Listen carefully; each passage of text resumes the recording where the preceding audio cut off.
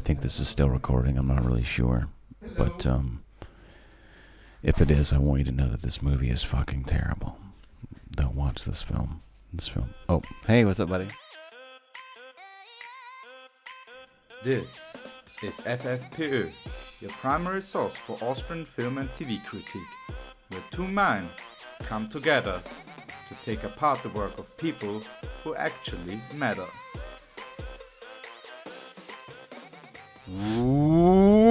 Welcome back to episode 92, recorded on the 21st of March 2019. And he is here for the first time. It is... me! Right? Is that what I do there? Yes, nailed it. Thank you. Yes. Matt Davis. My name is Matt Davis. Hey, Matt. Hey, how are you doing? Yeah, thank you. Thank you for being on my podcast, man. Thank you. Thank you for letting me live if I did it.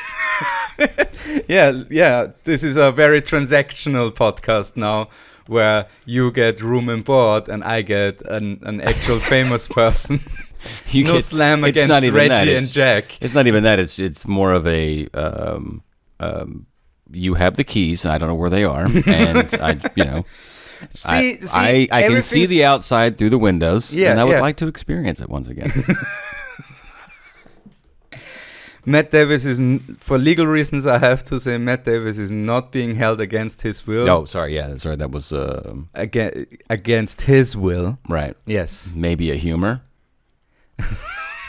And we are in the special. I forgot to announce that last episode, but we're in the last leg of FFPÖ, guys. These are the last 10 episodes. What? Yeah, we are closing off at episode 100, which is going to be a live one. So I'm going to plug that right now, even though the event doesn't exist yet on the Facebook page.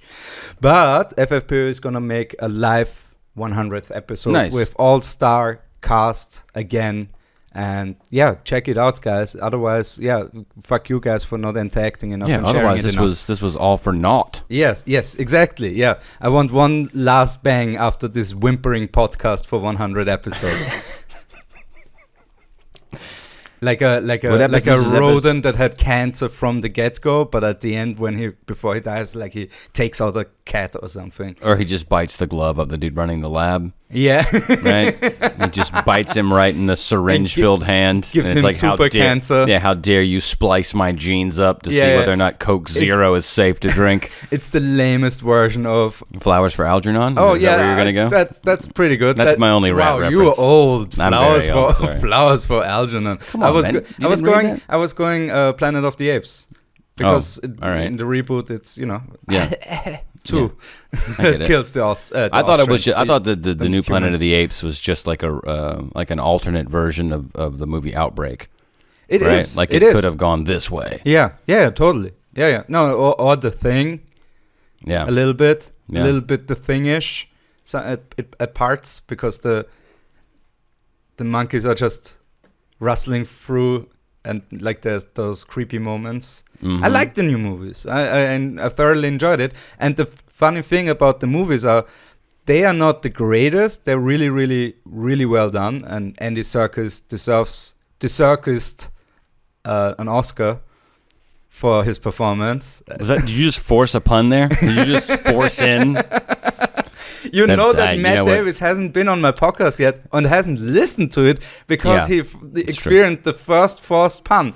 That was really forced, though. Oh, yeah. Like, no. Not even close to a linguistic version of consent going on there. You know what I mean? Like, you hadn't even met that person. That's like followed you home off the bus type of pun. In the alley pun. Yeah, that's dark alley pun. Yeah, that's like a slasher film pun. Like that's Jack the Ripper of puns is what that was.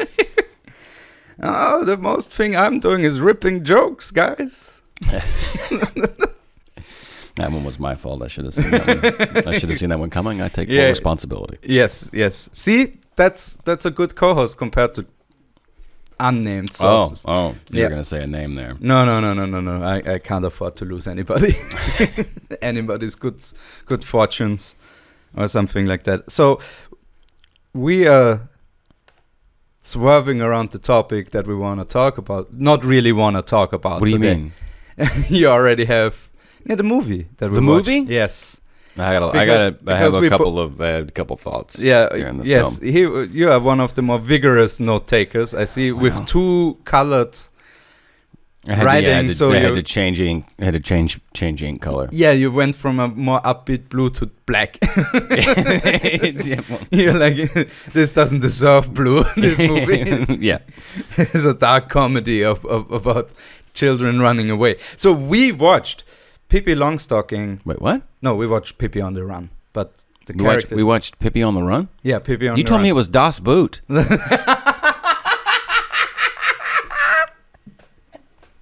Man, I knew I didn't need subtitles. I fucking knew that I understood the words. And he was like, no, you wouldn't know. We'll have the subtitles. You won't understand. None of these notes make any sense now. Yeah, you saw the super special cut of Das Boot that's only an hour and a half long. I didn't know. It felt like 3.5 hours. This movie. Yeah, Pippi on the Run. Pippi on the Run. It was so long for how short it was. Fucking crime. It is a 1970 movie starring all the other Pippi Longstocking mainstay characters. Yeah, it brought the band back together. Exactly. Yeah, after the smash hit Pippi Longstocking from 1969, they had to ride that wave of Pippi craze. I guess. And what the impression I got was that is that what R. Kelly was into. Pippi craze. Oh dear. He'd like the movie. I'll tell you that much. There's a lot of kids not wearing pants. Yeah, it's the 70s, man. I feel like the movie in 1969 was a success, and they were not expecting it to be. Mm-hmm. So they wanted to capitalize on that and slammed this shit together. It felt like somebody drew the outline to a plot, but never finished the script. Yeah, no, that's not done. And then there's a shitload of B-roll of animals. Yeah. And it's like, bro, we'll just show badgers, man. No, there's a guy who had like a nature documentary that going. never went anywhere. Yeah, and he's like, man, I got a lot of woodland creatures on film. If you guys want to smash these in there. So it's the Austrian connection for the guys out there is Kurt Zips. You say sips or zips? Tips. Kids, get away and let a man get his rest. Yeah, it was more fun to me when I thought it was zips. Zips. Yeah. Zippity-doo, zippity-doo. Yeah, I know. But he plays Angry Man. And he plays very well. Yeah, very well. Definitively. Jesus Christ. This is how bonkers this movie is. I forgot the word definitively. For a second there. That's okay. Because there's nothing definitive about this movie. So why would you need the word? I can see where you would remove it and make room for more puns. He convincingly plays his role, which I cannot say about anyone else in the movie except for the horse. The horse is the strongest character. The horse is most consistent. Best decision-making skills. Yes. He bails out. The second he has those kids are off his fucking back long enough and away from him that he can bolt without somebody grabbing his reins, he makes that move. Mm-hmm. And he runs, too. He doesn't mosey away. I'm out of here. And he comes back right at the end. Yep. When they need him most. When they need him most. Yep. He's very much like a Tom Bombadil or something like that. What's his name from? I have no idea what you're talking about. Okay, I'm just gonna I'm gonna drink coffee and pretend like I'm agreeing with you. In the nicest most comfortable position possible. Oh, that's some good ASMR. ASMR is something else. I'm back. No, your face game is strong. I'm just very surprised because so far I've seen you smolder a little more and smolder with a little wrinkle of laughter in your and it's on the left side, which is not the side the camera can see, which is good. Yeah, you know? That way everyone's like, this dude's what's wrong with him? It's just my face. Yeah, you this is your casting participation for the Sphinx in the new Egypt movie that they're making. So yeah, I guess let's go to the first category. Plot. It's a road movie. Yeah, it's a road movie It's with no stakes. Yeah, with no stakes. Literally and figuratively, no stakes. Yeah. We get fish. We get chicken. Well, we get a cow ate their clothes, so that's close to steak. That's as close as we're gonna get. Yeah. Interesting that the pre-steak raised the stakes for the movie by eating those clothes and moving that plot forward. Christ. Don't be a coward. Come on. See, coward. Yeah. Really? Coward. That's what we're gonna. You want to start some beef, bro? No. Brof. Beef brof. I can't leave. I'm blocked in by the table. I'm sorry. The set is still in construction, mid construction. It's a travel movie, and it's like a tour movie in the sense that it it returns to its beginning. Yeah. Right? Yes. It works in a circle. Yeah, it's a tour-de-France, tour de Swede. Yeah. In this case, tour in the original meaning of the word. Yeah. Right? So, this is useless. But they do cover like all of the transportation methods you can get. Right, it's planes, trains, and automobiles. Yeah, they got a horse. They got walking in there. They got a boat thing. Right. Water barrel happens at one point. Car, flying car. Yep. Magic bicycle. Magic bicycle with no wheels. Yeah. Broomstick. A broomstick at the very end. Yep. Flying broomstick. I mean, it really does. That's cover. also one That's one thing. They introduce all those things. They use all those things, but the payoff is always, except for the car, really boring. Yeah, and they're not necessarily moving anything forward. Yeah, right. Like they jump on a train and they jump from the train to the hay car. You never know where you are in this movie, to like go geographically. Yeah, they had no idea. They honestly may have been within their own neighborhood the entire time. Shouting distance from your parents, basically. No idea. They also could have crossed an ocean, and I wouldn't be sure. Right, the barrel ride could have taken them somewhere. Yeah, that was a little bit weird too, because they rolled a barrel down the hill that clearly was also clearly into a pond. Yeah, and then magically river, the rapids. Yeah, the hardcore rapids. Yeah, yeah, it was. There was a lot there. Yeah, so I mean, plot-wise, I mean, I would like to say that you could break this down to a normal, man versus nature, right, that angle, and then show through, overcoming adversity to like ants. Overcoming ants. Yeah, well, there were ants. They didn't really. They just ran away from them. That's what you do to overcome ants. You just step a few feet away. That's all. I felt like there was like zero growth to any of the characters. Like none of them were changed for the better in this. Yes, Tommy was. None of them were changed for the worse in this. They just stayed the same. The kids sort of learn a lesson, which I'll get to a little bit later. Yeah, but then at the end, like Pippi's the exact same. Right? Yes. But Pippi always stays Pippi. I have a feeling like she's kind of like Loki in this, right? She's like the little mischief, magical the trickster thing, right? Mm-hmm. Who's just escalating. It's like Loki with complete self-interest. Like she almost needs the human kids with her, to validate her actions. To validate, but then she's also protective of them, but still always in a very showy, in a very selfish, self-centered way. There was one quote where she was picking through the trash to build her magic bicycle, and a guy asked her, "Are you looking for something valuable?" And she's sort of. Yeah, sort of. In reference to the two children friends of hers that she's been the guardian, the guardian of. Yeah, that she's insanely been made the guardian of. Because if I think about having children and letting my children go off somewhere, my first thought is, I hope that there's a hobo child that... She's not a hobo, she's a homeowner. Well, no, all right, sure. She's a homo, if anything. Well, I don't want to touch that one at all.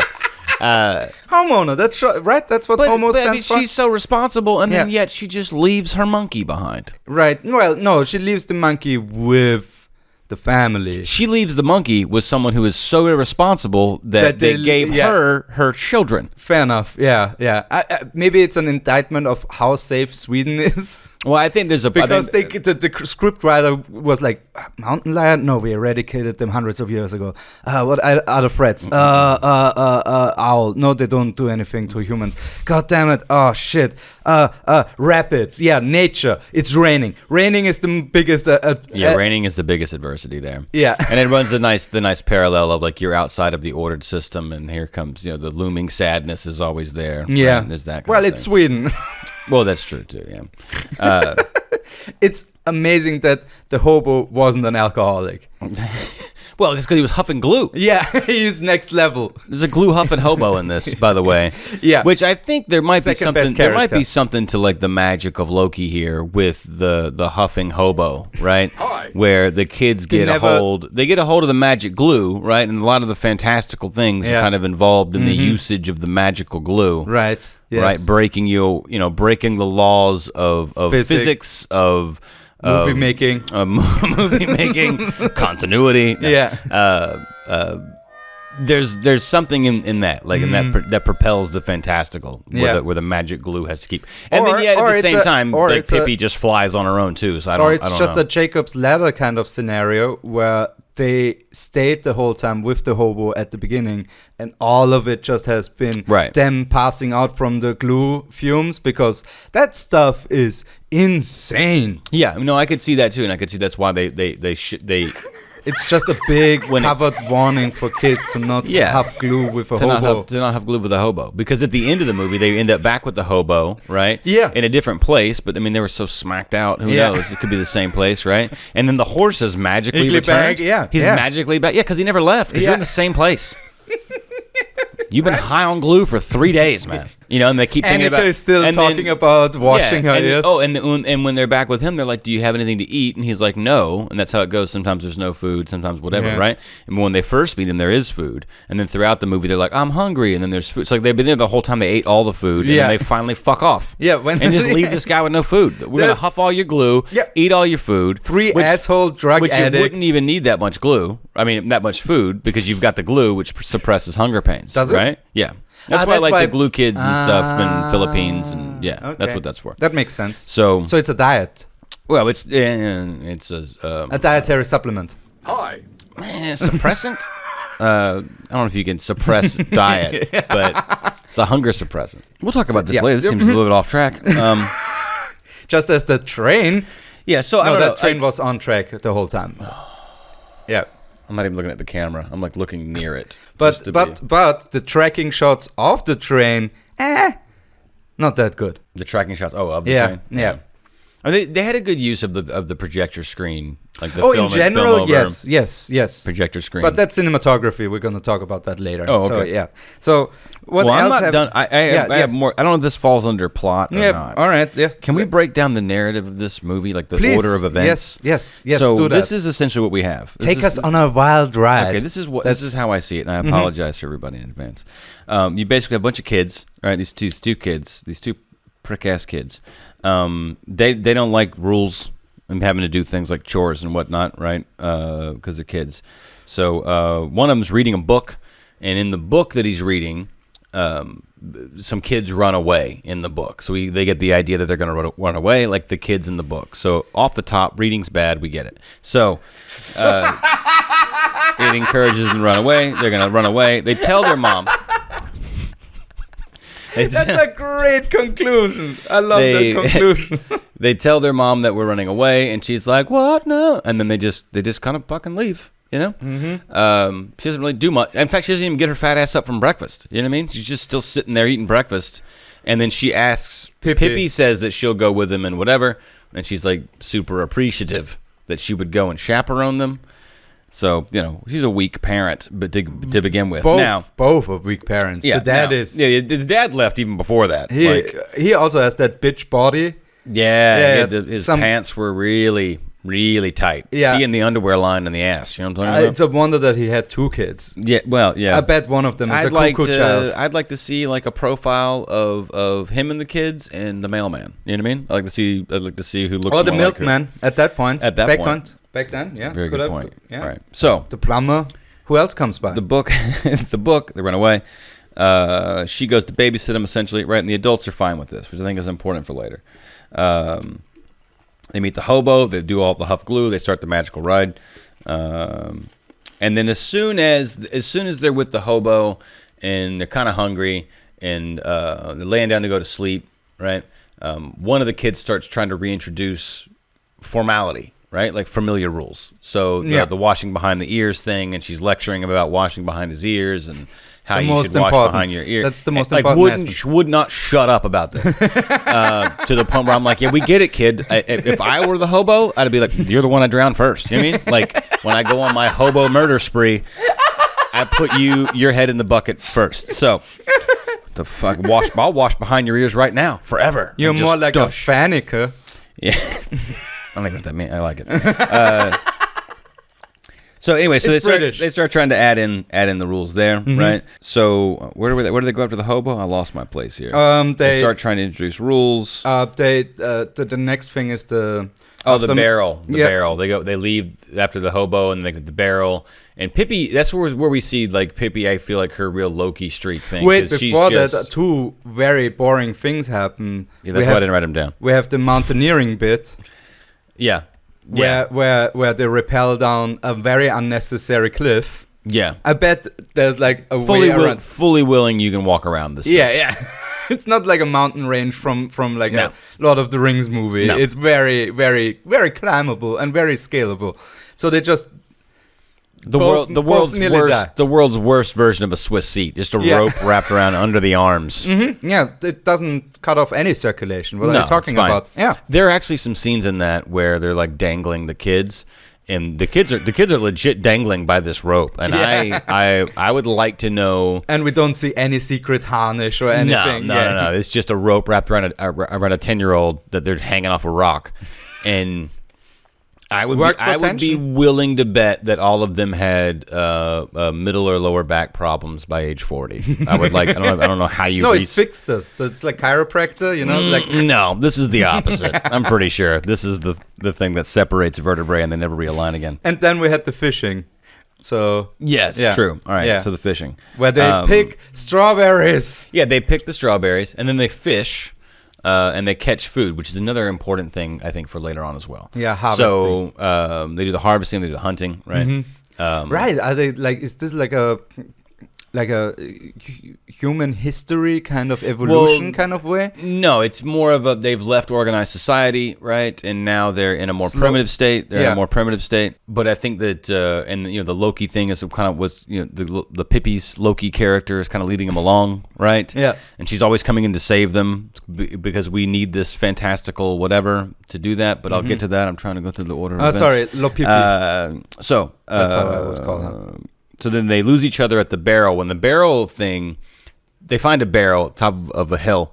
And Pippi's like, "Oh, I'm gonna get in the barrel," and I guess she didn't. She was bragging. That's one of the things that she always does. She brags, but also she can always back it up. That's like she's like an anti-humor character. Like a Jack Black character would brag about something that he really never did before, and Pippi is something like she's anti-Jack Black. Okay, that's what I'm saying. That's what I'm trying to say here. Yeah. She's anti-Jack Black's every character. Yeah. So she jumps in the barrel. Mm-hmm. Yep. The kids close the lid, and then they push her off the thing. Goes down to the pond. Attempted manslaughter. Now she's going down the rapids, and very quickly the kids are trying to catch up with her, and they can't because she's going down the rapids in a barrel. And you really see when she comes out of the barrel, she's just kind of like, "Oh wow, I went a long way. I wonder where my friends are." And it's like, you didn't think about that before, you crazy bitch. Like, you're in charge here. Yeah, you're the guardian. You're the one in charge. You already lost a horse. Yeah, you have a duty of care. Yeah, the horse is fucked off by this point. He saw this coming. So. Again, most stable character. Mm-hmm. Stable character. Oh, damn it! Nice. Well done, my good son. Well done. So I'm choking on the puns. Now they're lost and they're crisscrossing each other, trying to find each other in the woods. They even stay overnight in the same place, but at two different times. Yeah. Right? Which I'm still confused on how many days that meant they were wandering the woods. And I think if you cut out 5 minutes here, it would be actually a humorous bit. Yeah, no, it starts getting sad. Like, these kids are never going to find each other again. They're going to die in the woods. It's funny the first time when she counts to 10. Yeah. And they walk past her because they don't see her and she doesn't hear them or see them, whatever. Yeah. And then the second and third time it gets worse and worse and worse. Like, it is like a secret lesson to kids. Like, well, this is how much it sucks to be on your own. Well, there's something interesting there to me where they're wandering around lost and they can't find her. They've lost the magical element that makes their retreating from the world of order possible. Right? And now that they can't find it, they start getting scared and they start regretting leaving, and always attached to hunger. Whenever hunger comes up, one of them always is, we should have never left the house. Except for Tommy, who has he's a moron. That kid's a fucking idiot. All he does is... He insults your comedic nature too, right? His jokes are terrible. He's bad at jokes. He makes everyone uncomfortable when he does jokes. His laughter is maniacal. His laughter is maniacal. He's legit a Joker villain. Yeah. No, like, not a Batman villain. A villain for the Joker. Yeah, like third tier. Yeah. Well, you're not gonna let him handle money. You know what I mean? Like, Tommy as a banker. Yeah, you're not doing the books. Yeah. Like, go move that box. I want to cash in 20,000 euros. He's a all right, serial killer. That kid. Yeah, I don't like him. I was upset when he didn't fall off the cliff. He did fall off the cliff. No, like really fall. Like land. For the rest of the movie, he's in casks. Yeah. So I'm going to go through these quickly. So like the hunger makes them question leaving, right? Then the magical bike happens, right? She finds the junkyard, makes a magical bike. There's no tires on it. It's just the handlebars and a seat, and she's just riding a bike on air. So we're back to like full-blown magic is happening. Yeah. Then they reunite, right? As soon as they reunite, the full-blown magic is gone, right? Then that's when they busk for change, and they busk for change because they need to eat, right? Yeah. They're busking for change so they can eat. They learn to use the skill set. Well, no, yes, but they're also back to the necessity of money. We need to eat. We need money now. We need to rejoin the system and get money to eat. Yeah, but they just foraged for shit. But then they lost magic for one day, and now it's like, fuck, we can't risk that again. This sucks, yeah. So we got to go buy some shit, right? Then they hop on a train, they jump on the hay wagon, and then they go to the farm. Fight. I'm not even at the bull part yet. Yeah, but they go to the farm. Something about kids buying food. Oh, they learn the swear words, which I still don't understand the point of the swear word scene. Although the worst one, you couldn't hear any of them really, and so they're all whispering to Pippi, and then Pippi yells them out the window. And granted, this has been dubbed into English. So it was super filthy in Swedish. Yeah, it was apparently it was supposed to be like the worst thing ever, because what they went with, I'm not even gonna say it, but it was it's a swear word that harkens back to like a racist slavery era thing. Super racist. There's sparkles of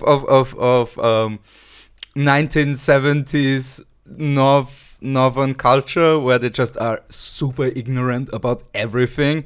So they do that Turkish bit later, Basking Volume 2. Oh yeah. /unsuccessful Bask. Yeah. Yeah, they give up after one tribe too. Yeah, no, not a lot of commitment to any of this. Again, no follow through. But they're not going to have follow through because they're trying to retreat from a system of order that would require them to follow the rule and have follow through and stick with it. So there's kind of that there. They keep reintroducing themselves to it every time they need something, and the second they get what they want or don't, then they retreat again and go back to magic. So then they end up at the farm. One of them washes a pig. Again, this is back to the you're dirty, need to be cleaned, right? Whatever. And then there's even if you're a pig. And a bull and a baby have a showdown, and Pippi gets in and saves the day.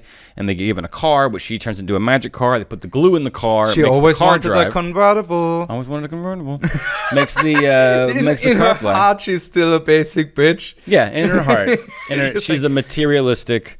So then the car is going, and then the kids are starting to get worried. They're starting to question her magic when the car is driving too fast, and again when the car starts flying. Oh, and then we see that Pippi also is the Flash.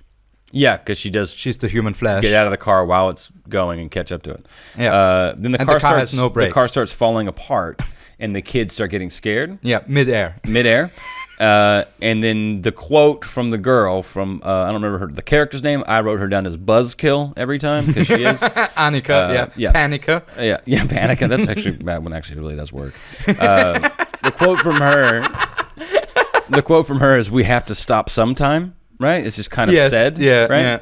And they land in the lake. They go for the swim. Right. And then Buzzkill immediately is like, "No, we have to wash up first." So she's now, once again, there's been a moment of fantastical magic that has achieved some fantastical magical thing that is impossible in the world of order. Yeah. And then immediately following that, once it's been taken to the point of being scared, immediately following, we must return to rules and start administering whatever rules we can. They have 5 seconds of awe while flying a car. Yeah. 5 seconds of awe. Yeah. And then now we need to clean. Yeah. We need to do what mom would want us to do. It's very sugar bread and whip.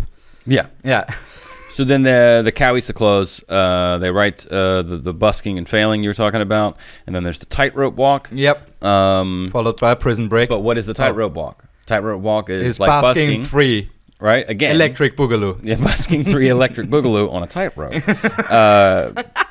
A high wire, if you will, to raise money, so that they can buy clothes. Balance their budget. No, to buy clothes. Yes. They have to buy clothes because the cows ate the clothes. But more importantly, they can't be without clothes, right? Because as free as they want to be and as far out of the social whatever the fuck they want to be, they think they want to be, the second they're truly existing in nature, right, as a person of nature, whatever, removed from society, they don't fucking like it. They're not comfortable, so they want that order back, right? They want that comfort back. So then now they need clothes. But to get clothes, because they're on this path, they must, of course, get money to buy clothes. Because you've entered the world of order, you must now follow the order to get to the things that you want. So I'm not even fucking done. I'm so mad about this fucking movie, man. You got more and more riled up. It's pretty crazy. They get picked up by the cops, right? During because you have to have a permit apparently to walk across a tightrope. In a rural area. Yeah, and what's strange though is you don't need a permit to, I don't know, be a fucking grown adult paying money to watch a kid walk across a tightrope at the top of buildings. Yep. Anyway, he should have been locking those fucking adults up, throwing change. They just used the loophole in the law system. She's a minor. lawyer. She's a minor. She's a lawyer. Magical lawyer. When the cop picked him up and they're in jail, he said that he's going to keep him overnight, and he didn't really want to, right? But he had to get his responsibility. But his primary concern was think about how it would look. Yeah, that the mayor will up his ass. Yeah.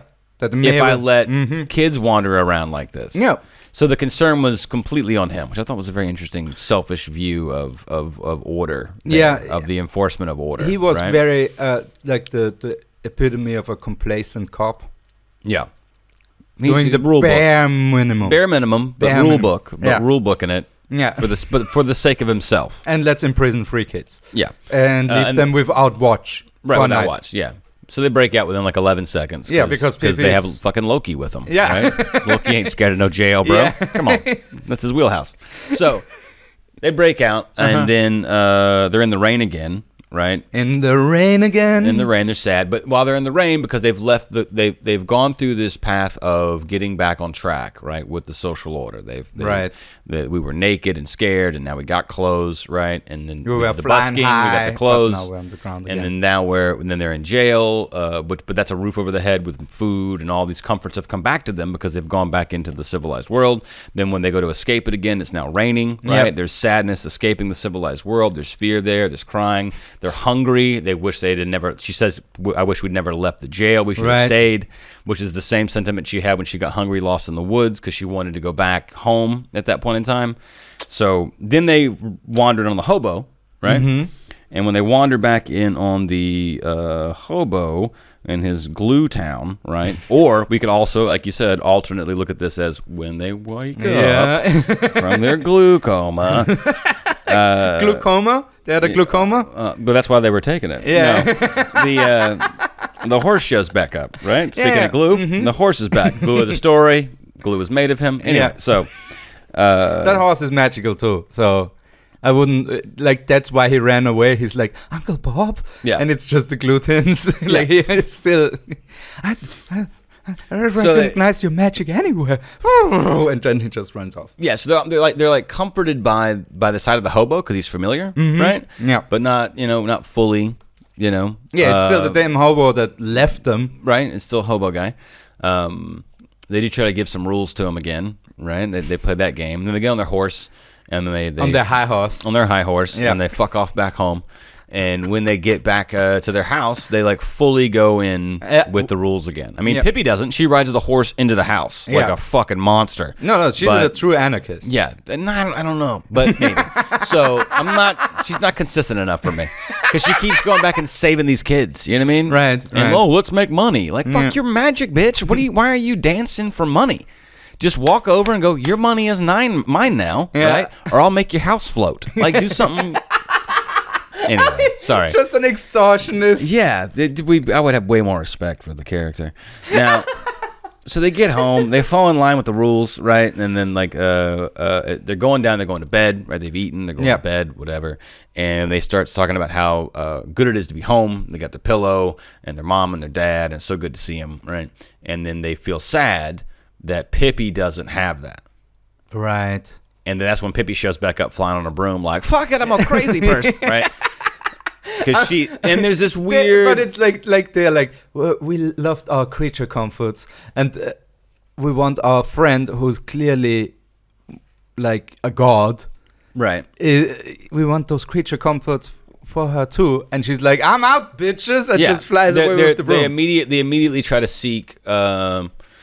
almost like they're trying to seek approval of their wanting those things by wrangling in someone else, right? Yeah. We must convert the unwashed. This is so multi-layered with you. Thank you. I'm so upset about it. So, I don't know. I feel like that maybe in this Pippi is kind of representative of that constant childlike wish for the fantastical that we have, right? Yeah. But then that requirement of the fantastical to leave a world of order. Right, and somehow be able to exist. Because if we just left the world of order and truly were left as man versus nature type thing, we don't fucking make it. And we know that. We're social beings, social creatures that we need a social structure. Yeah. And a social structure doesn't let you be a completely self-interested twat and exist.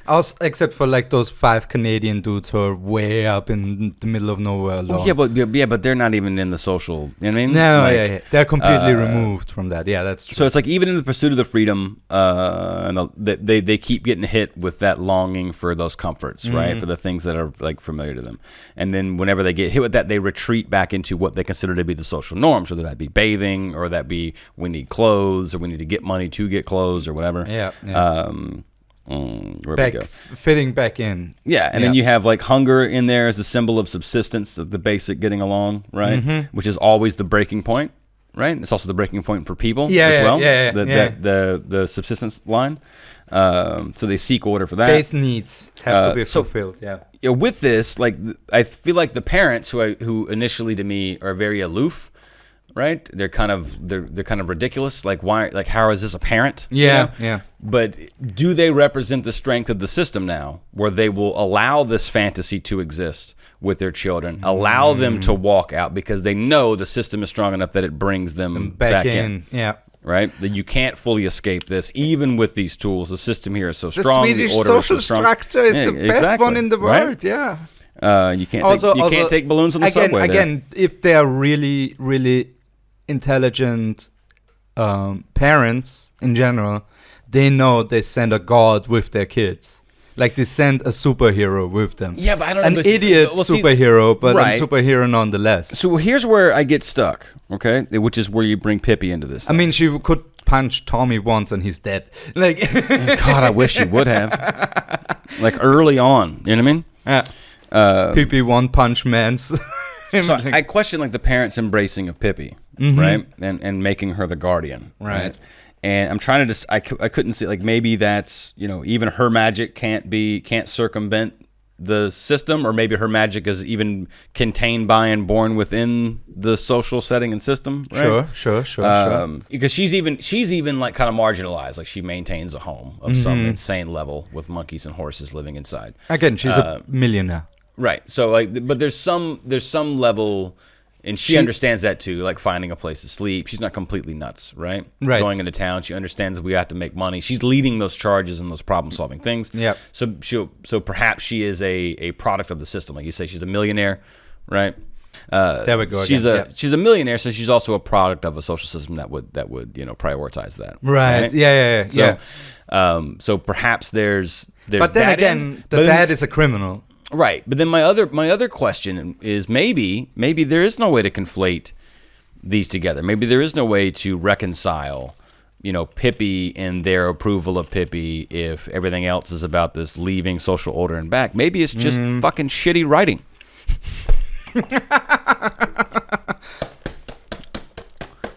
The cinematography was interesting. Sorry, again, I thought we were watching Das Boot, so I was really geared up. To really dig into the layers, writing, the layers of it. Mm-hmm, yeah. I think the real lesson here is that you mean the depths. The depths. Yeah, yes, the depths of Das Boot.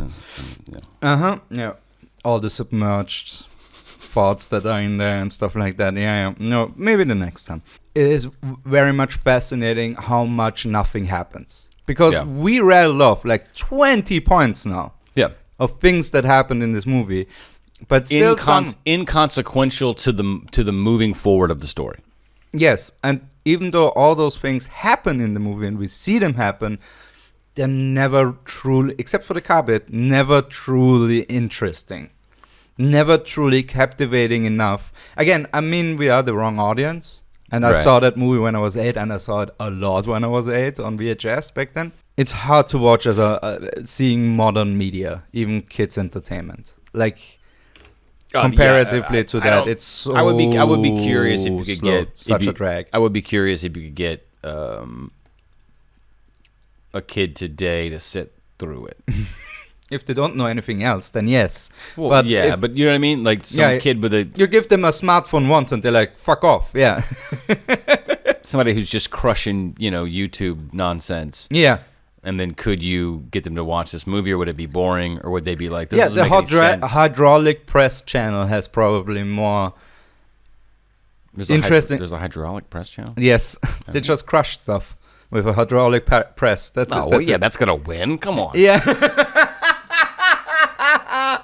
They're like 10 iPhones versus hydraulic press, and then they see how it's squished, how it looks like, and how it falls apart. It's a destruction channel. Yeah, more interesting than this for sure. More production value. No, that's not true. Let's go to cinematography, because there are some truly good, well done moments in there from a cinematography standpoint. The blocking was most of the time wasn't nice. Yeah. It was shot in a way so it could be cut down to 4:3 for TV airings without losing any details. Like, I always saw that, like, people either did something on the right or did something on the left or did something in the center. Never on both at the same time. Yeah, no, you didn't have anything that was like more of an art film aspect where it's really using all of the space. Right, exactly. This was all very neatly framed up in the space, but almost with consideration of... Yeah, this is going to have to be cropped down. And the you had good dead area, good. And the B film crew, the B-roll film crew, were really stuck with shitty equipment. Yeah, they were really sad sacks compared to the really nice and crisp remaster that we watched. Like, you see the quality now. Back then you didn't, because everything on VHS looked the same. Yeah, like I didn't see the ants, and now I saw the ants, and it looks awesome. It looks really, really good for what it is. Yeah, there's a very big difference, but you can tell which camera is filming. Like, it's really obvious. Yeah, and also who's operating it, because we have that hayride where they're just like bopping around in the hayride. Somebody just like duct taped the camera to the railing of that hay thing. Like, that was that's good enough. I got motion sickness on that one. Yeah, that was hilarious. Yeah, gimbals had not been invented yet. Yeah, and then we have quite a bit of speed up footage that just looks weird nowadays. Yeah, even early in. Yeah, with the speed up jazz session. Well, they used the speed up. They used the speed up in the house when they were making cookies or something, right? Or was that rolls? After? I don't know. It was after it's when they were remaking the rolls. Because in the beginning, I forgot about that. In the very beginning of the movie, the kids are at Pippi's house. Strong start. It starts with them burning down a house. Well, they're at her house. Yeah. And then they're making rolls, and then the next thing, she's riding back up to the house. The house is fully engulfed in flames. Like, this is a structure that is not going to exist in 7 minutes. Because also it's a wooden house, so tinderbox, a literal tinderbox. Yeah. And she goes in and somehow manages her way. Magic. And she's like, "Where's the fire?" where's it worse or something? Mm-hmm. And they like the stove, and she just opens the stove because she hasn't seen the movie Backdraft yet. Where when you add oxygen to an open fucking flame, Yep. you lose all the skin on your face. Yep. So luckily that didn't happen. She pulls out the burnt whatever, and the house is now magically no longer on fire. And the next time we see the house, there's no signs there's been a fire. I mean, it looks like shit, but there's no signs that it's been burned. she just has a construction crew on hold. You think so? Yeah, that just. Well, I mean, she's been letting that horse live in there. She might as well. Right? Yeah, needed to be refurbished. Every time it burns down, it's just for the insurance money. Yeah. Yeah, why don't you kids come over and make cinnamon rolls at the house again? Yeah, I love it. Yeah, Why is she I an wouldn't evil mind. Nazi character for us and all of a sudden? I don't know. Yeah, I'm very confused Sorry. right now. Um, That's it. cinematography. Oh, but like an overuse of the animal shots. Yeah, they had Like to pad it out way, apparently. Way padded out with animal shots. Yep, we saw multiple owls, multiple deer, multiple hedgehogs. It's literally whatever you could get animal-wise. Yeah. They And then the really- audio didn't match. Now we're gonna go to sound, but the audio and the animals didn't always match. Where like there's like a kitten, like a tiny, like it's been alive for 3 days. Kitten, full-grown cat meow sound. Sound. Because not only the animals have mismatched, also that boat guy who had the that was voice not of a his voice. 70-year-old. Yeah, his voice was like, "Hey, how you kids doing?" And he's like 9, like 19-year-old. He looks like Harry Joe Osmond from Oh, if you can wait around for about an hour. not The Fifth Element. God damn it, the other Bruce Willis movie where he has God damn it, he's a ghost. Fuck tits. Whatever. Yeah. So no, I'm with you. yeah, that was the movie, by the way, in a Sixth nutshell. Sense. Yeah, Sixth Sixth Sense Sense. was Yeah, the movie. Fifth Element, Sixth Sense. You got it. It's a number. Yeah, so he had to 42nd Street or something like it. 13th Street. That was another Bruce Willis movie with a number in it. If I plugged into like you listing off movies with numbers now, And Bruce we're Willis. talking about sound. Sorry. Die Hard 2. Yes, that didn't fit. The Too Hard to Die. Osmond kid. You're not gonna stop. the Osmond kid and the old man. He had like Tommy Lee Jones' voice, for a 9-year-old. Then With throat cancer. Like with throat cancer, it was not good. What is there any other sound comments? The music, maybe the music was mismatched. Sometimes it would go in one direction, and it's like, shit, we got 7 more minutes of these Badgers. We don't have any more of that flute playing. Let's go to polka. I mean, we had cowboy music a little bit every time she was riding solo. Pippi, we got like she got her own theme. Okay, yeah, that was kind of nice. I like that very much. And they did return to the opening song when they first leave, when they're going back to the house. They tied that together with the sing along stuff. Mm-hmm. Yeah. Oh yeah, we had that time lapse session where they were apparently singing for 5 hours straight. The same song. Yeah, the song's going straight through. No wonder Pippi wanted to go into a barrel. She's just like, shut the fuck up, guys. Eat these berries. Maybe they'll make you sick. Yeah. That fish is totally fine. Totally fine. Yeah, totally fine. Yeah. The glue, just take the glue. Yeah, eat it. Eat the glue. Yeah. Best moment. Oh, man. Don't say it. Don't say it, man. Don't say it. What do you think I was going to say? Everybody says it when it ends. Oh, no. Yeah, good. You're not that hacky. Can I point out that the hobo looked like, this is a note, that the hobo looked like Robin Williams from Good Will Hunting? Oh my God! Yes, if he made it with a leprechaun. You know what I mean? Yeah. Like if in all the hobo scenes, if he'd been dangling from a belt and a heavy alcoholic, because his nose was red. You didn't even hear what I said. That was great. Sorry, what did you say? No, I'm not gonna say it again. I'm gonna make you have to go back and watch it. Oh, motherfucker! Okay, I will. In all the hobo scenes, if he'd been dangling from a belt, best moment. What would be the best moment? Man, when I thought I saw Pitbull in the crowd. Oh yeah, that was pretty good. Mr. Worldwide. There's a guy with some sunglasses. Culo! Like, there's a guy in the crowd of the tightrope scene that is clearly from 1970. Right? He's got the big blue blocker sunglasses. He's wearing like a gray suit, bald head. He looks like Pitbull. and everyone else is kind of has this towny look, like maybe we don't know what year this is. Right. Yeah. In the small towny whatever, and he's clearly not part of whatever period piece they're doing. And I don't know if he's supposed to be there or if, like, you know, a producer walked out and was basically arguing, like, no, just put the kid on the rope. Who cares? Like, because there's no safety concerns in this film whatsoever. Do we tether the kid? Nah. Yeah, we got like 4 of these. Yeah. So we have redheads until the sun sets. We got so many redheads. Yeah. I do feel like, you know, because we watched this in 2019, I do feel like we kind of just got done watching a Wendy's commercial for like an hour.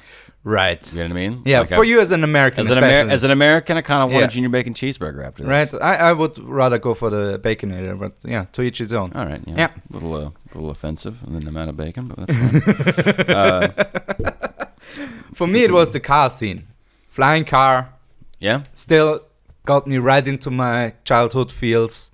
Okay. Seeing that for the first time back then, that was just dope. And now rewatching it still hits that same spot. Also, it squirts out toxic chemicals from each of its. Yeah, from the glue. This from would never be approved by any regulatory commission. Absolutely not. Yeah, this is very much you couldn't even drive that car in Texas. That's a proof of concept car. That's what it is. Yeah, like we can make something that shit sludge. Yeah, we can do it, guys. We've done it. I now want to tweet to Elon Musk and see if he'll make the car from Pippi Longstocking's movie, because I feel like we had 49 years. Come on, guys, get behind it. I feel like that's the kind of dumb shit he'll get behind. Right, this movie is now nearly 50 years old. That's crazy. That's crazy. Wow. Yeah. Wow. What are you? Possessed Does it matter? I mean, Dancing on the Ceiling is a close second. Dancing on the Ceiling was pretty good. I like the Dancing on the Ceiling mainly because it was like later when it's her doing it and then it's both of them doing it, and that's when I was like, okay, now you got me. Now you're huff and glue. Like now I know what the scene's about. It feels the room. This is completely a glue fume room. Glue fume room. I also like you noticed that the painting on the wall was upside down for the ceiling walk scene because they just obviously flipped the camera to do it. But no one thought to turn the painting on the wall the other way. Use a stick of gum to just affix it so it looks like it's normal. Just make it upside down so that it fits. No. Didn't bother with that. Nope. Yeah, that was pretty dope. All right. The secret category. Oh, you didn't tell me about that. Yeah, because that's what a secret. Oh, god damn it. Pippi Longstocking Universe. Whoa. Sorry, what? Sorry. Pippi Longstocking Extended Universe Remake Casting Call. Who do you want to see playing those characters in the Reboot universe that they're going to make in 2023? So they're gonna. You said in 2023 they're gonna make this movie again. Yeah, DC bought the rights. Okay, DC. All right. They make not Marvel. Marvel is not interested in Pippi Longstockings. Okay. It's DC. They need new property. Mm-hmm. Marvel already has everything. They don't need more. Okay. DC got the rights to this, and now they make an extended universe movie, starting off like an Iron Man, basically, for the Marvel universe. They want a fresh start. Okay. They thought that the Pippi Longstocking franchise had the most potential. So, who would you cast? Who would I cast? Yeah, for the horse. For the horse? The horse is gonna talk in this one. It's gonna be a talking horse. Talking horse. Gotta up the ante. Well, I mean, if it's gonna be a talking horse, then I feel like you Andy have Serkis plays the horse. Motion capture. Andy Serkis. Okay. Yeah. He did Gollum. Yeah. I feel that I want someone with a very negative that can pull off a very negative attitude to be the horse. Okay. Because the horse, you know who it is? It's what's his name from the I'm too old for this shit. What's his name? Who said that? The actor. Oh yeah. From Lethal Weapon. Yeah. What's his name? Come on, we know his name. Yeah, we know his name, but it's not the racist of the two. No. That's who it is. Okay. Yep. Because I feel like that's going to be pretty quick for him, you know? Yep. Even in the reboot. The horse is only going to be sparingly used. I'm not doing this. I'm gonna fuck off for this entire movie. Yeah. I'll see you guys at the end when you're done with your glue. Yeah. And yeah. Oh, So- we have to. It's a reboot. We're gonna the glue is gonna be extraterrestrial. Yeah, obviously. sure. Yeah. Yeah. They're gonna really huff it this time too, like hard.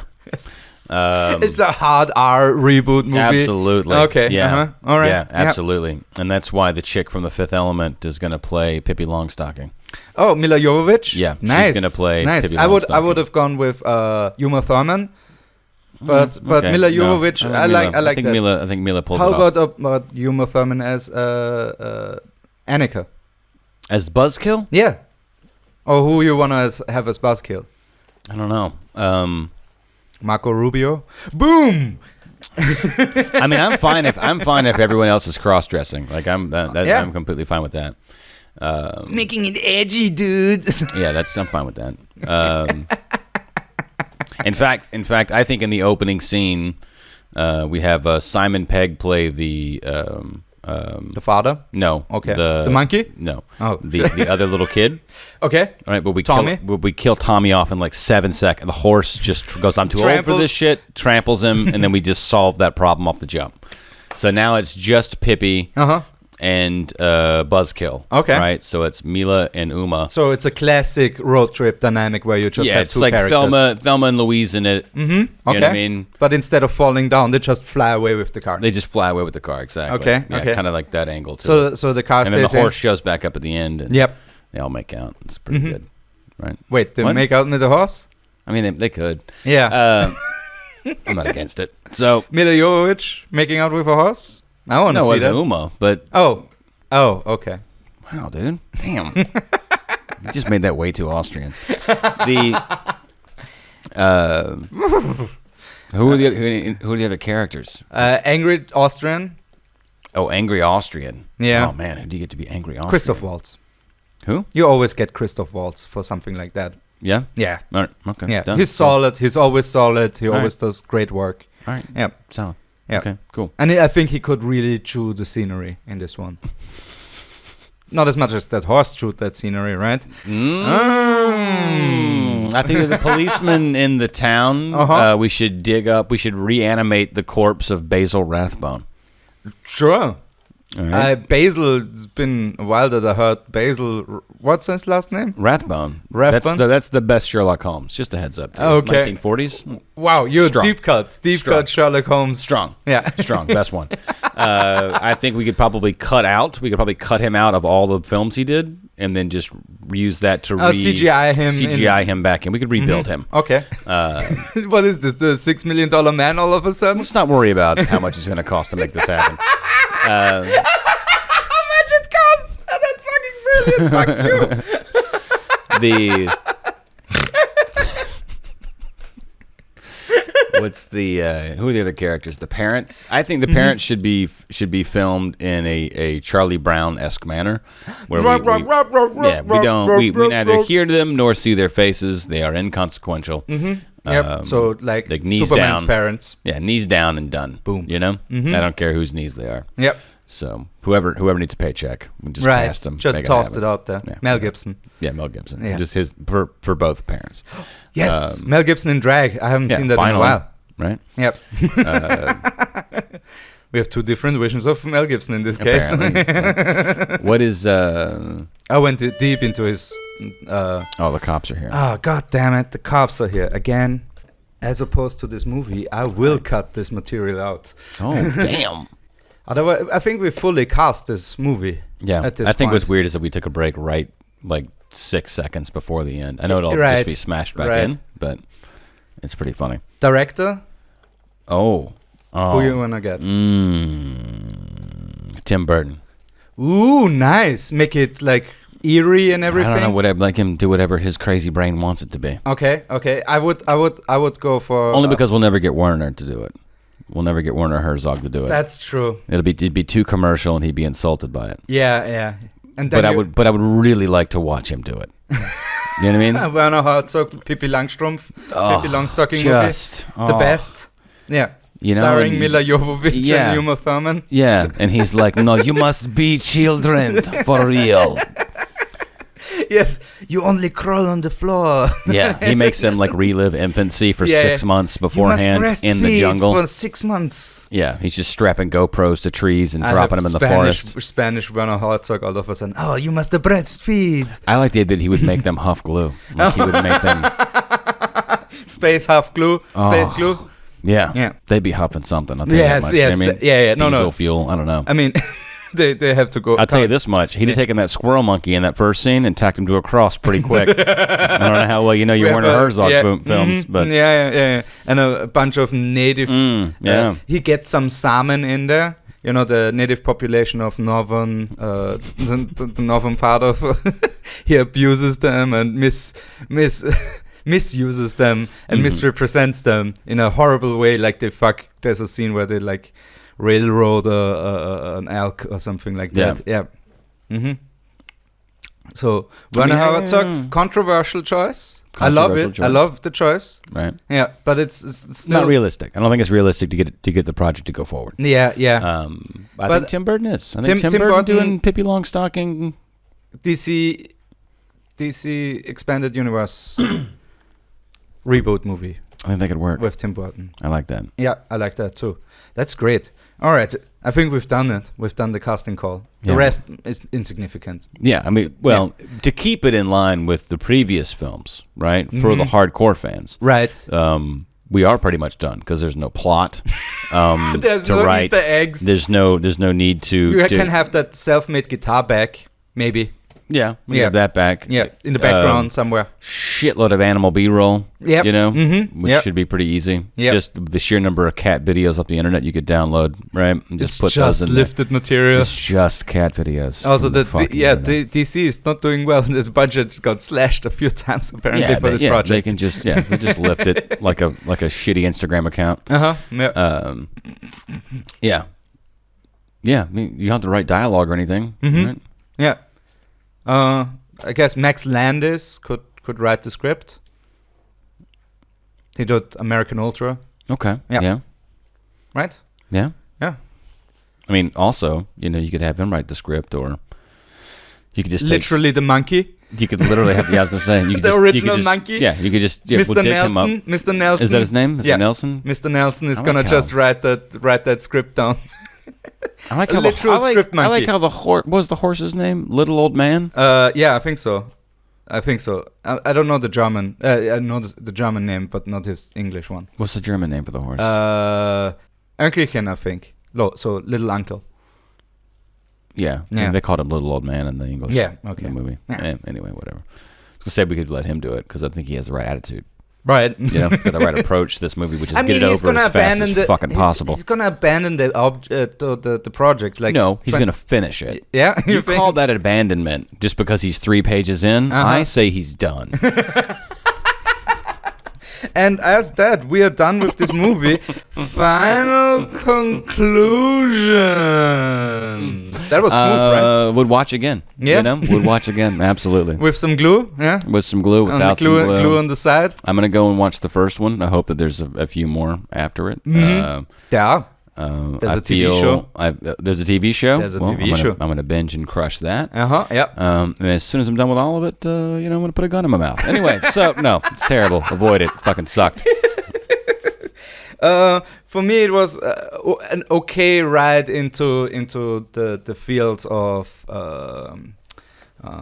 nostalgia, but in the end, it wasn't worth the ride. Like the price of admission was too high for this movie. There's like 3 solid moments in this 1 hour 40-minute movie.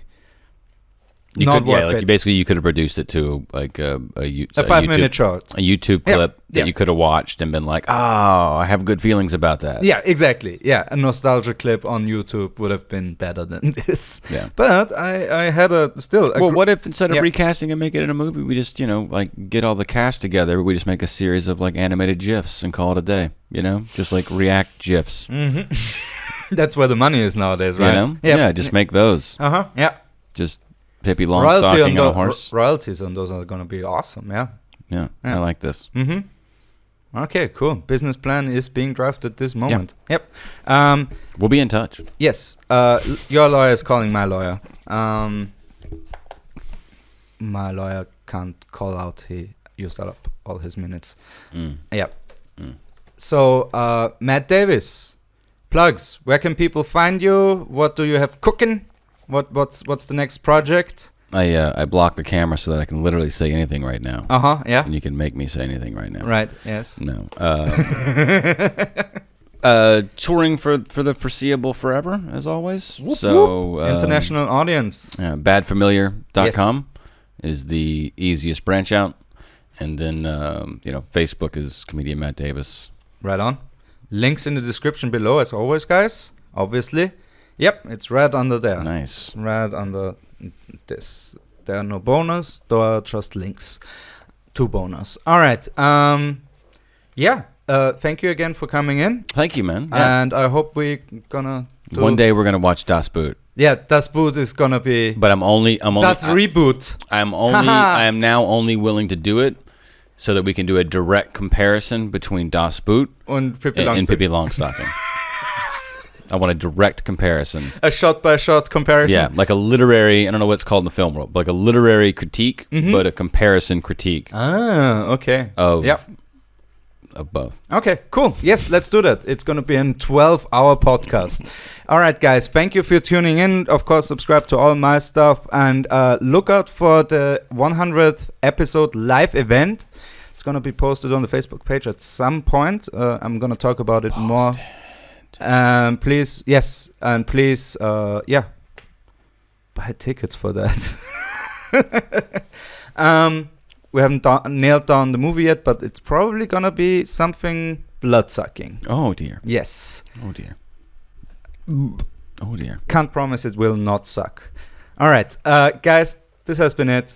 This is the third time I'm trying to end this. It's like a Lord of the Rings movie. Bye.